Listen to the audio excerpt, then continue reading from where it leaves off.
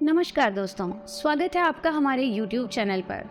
दोस्तों, कई बार हम मेहनत तो बहुत करते हैं, लेकिन हमारी मेहनत सफल नहीं हो पाती। हमारा जो कार्य है वो पूरा नहीं हो पाता। जितनी हम मेहनत करते हैं हमें उसका फल नहीं मिल पाता। पर हम ये भूल जाते हैं कि मेहनत के साथ हमें थोड़ी सी श्रद्धा भगवान में भी रखनी है। अगर हम भगवान में श्रद्धा रखेंगे, हमको पूछेंगे, तो हमें हमारी मेहनत का फल जल्द ही मिलेगा और जल्दी हमारा हर कार्य पूरा होगा। कई बार हमारे कई ऐसे कार्य होते हैं जो सालों से रुके होते हैं और जिनके लिए प्रयास हमारा निरंतर रहता है, सार्थक रहता है, लेकिन वो कार्य पूरे नहीं होते। ऐसे में हम कई बार निराश होकर उम्मीद खो बैठते हैं और हार मान जाते हैं। लेकिन हमें ऐसा बिल्कुल नहीं करना है।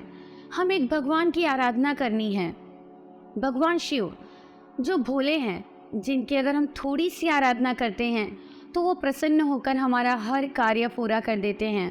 कहते हैं ना कि भोले बड़े भोले हैं। शिव जी इतने भोले हैं कि वो मात्र बेलपत्र चढ़ाने से ही इतने प्रसन्न हो जाते हैं कि वो आपका बड़े से बड़ा कार्य कर देते हैं।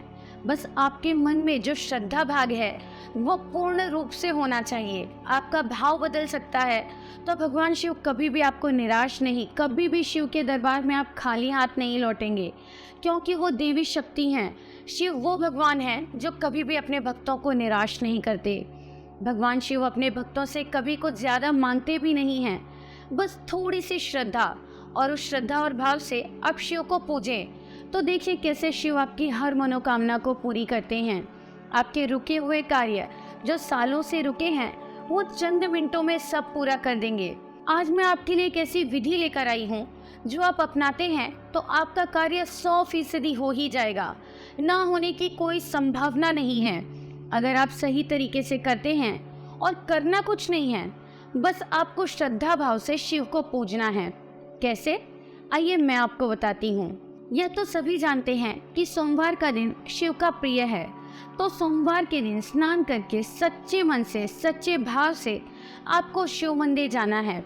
आपके आसपास कोई भी शिव मंदिर हो, आप उस मंदिर में जाइए और आपके पास अगर बेलपत्र है तो अपनी शुरू की 3 उंगलियों पर बेलपत्र को रखें और उसको शिव जी को चढ़ा दें।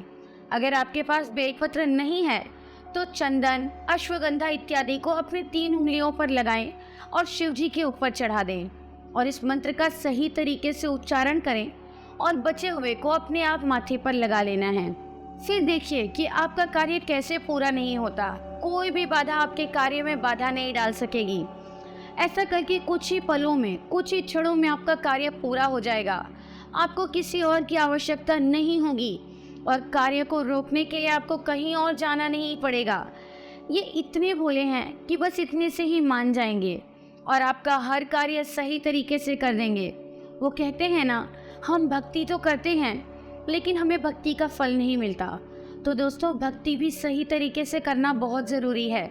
अगर भक्ति को सही तरीके से ना किया जाए तो वो भक्ति व्यर्थ हो जाती है। दोस्तों, ये जो मंत्र है ये आपको स्क्रीन पर दिए गए नंबर पर गुरुजी को फ़ोन कर राशि और ग्रह के हिसाब से प्राप्त करना है। क्योंकि सबकी राशि अलग होती है तो उनके राशि और ग्रह के हिसाब से मंत्र भी अलग अलग होते हैं। तो बिना समय बर्बाद किए मंत्र प्राप्त करें और अपने आप को खुशहाल बनाएं। और भी कोई अगर आपको समस्या है तो आप गुरुजी से अपनी समस्या का समाधान प्राप्त कर सकते हैं, क्योंकि ऐसा कोई भी समस्या नहीं है जिसका समाधान गुरुजी के पास ना हो। जय माता दी।